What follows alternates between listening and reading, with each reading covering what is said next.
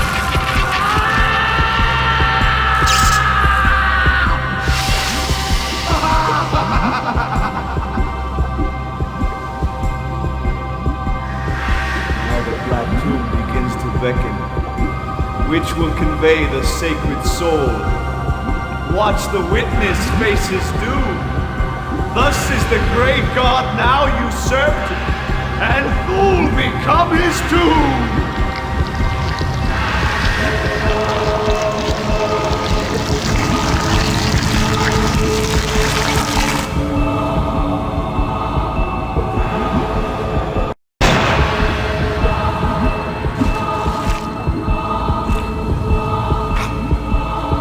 Jim Lowe. Once again, you do me a service. You never were. Look on the uptake. Wait.